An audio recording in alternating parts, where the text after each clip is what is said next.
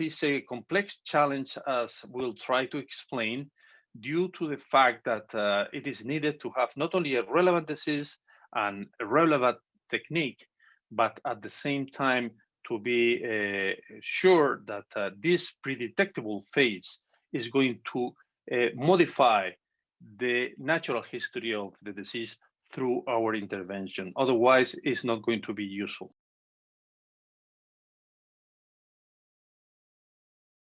There are different cancers that have been proven to have an effect, not only in mortality, also in incidence, which is, for example, cervical cancer, because in reality, we know that this is detecting the pre-invasive lesion.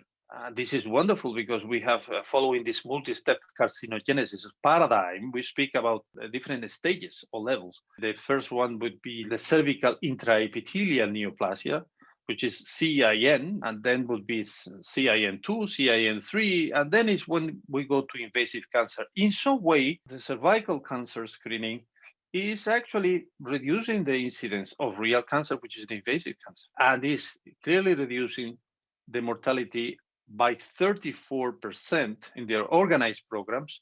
For colorectal cancer screening, in reality, it's a mix of two stages: stool-based tests, the WIAC-based fecal cold blood test, and then the multi-targeted stool DNA test, followed by the visual exams of the colon and rectum, colonoscopy or sigmoidoscopy. This approach with this visual exam, with colonoscopy, with sigmoidoscopy, and so on, can detect also benign lesions before they are malignant. And the effectiveness of colorectal cancer screening have been shown that is well established. Long-term colorectal cancer incidence can be reduced by 24%, and the colorectal cancer mortality by 31%.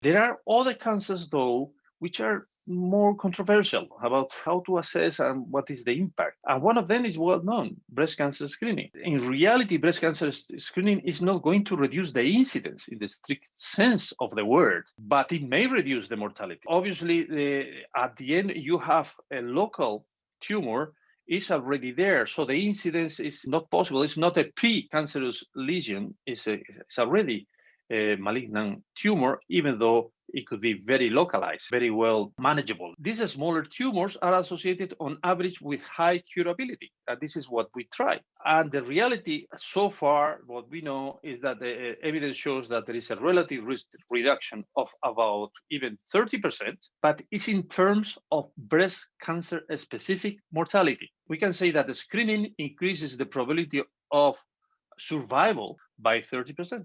But at the same time, the recent studies that have been carried out on this have not been able to demonstrate a reduction in all-cause mortality. So all-cause mortality is general mortality. This is something that we have not solved, and this is something that has generated a lot of controversies.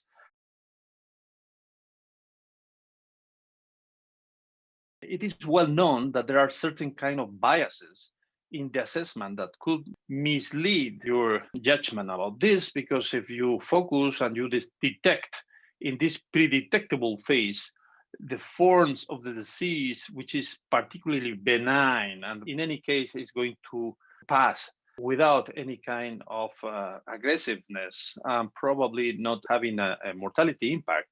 But obviously we are going to detect that in the studies in a more likely way.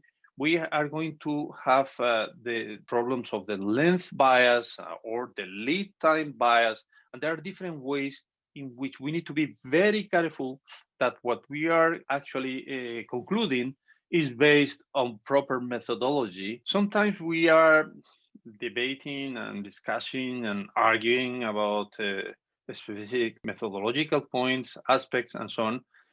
Not necessarily because we don't believe in the power of screening or in the power of prevention, but rather because we want to assess in a better way the real impact and not just what is apparent. Within this discussion, this can be perceived by certain people who are not aware of these subtleties that we sometimes tend to use. So this is perceived as lack of consistency, hesitation, probably not a solid basis. And in a context in which people are very distracted by other factors and very worried by the very short future and not going beyond that, I think that this is detrimental for cancer screening research.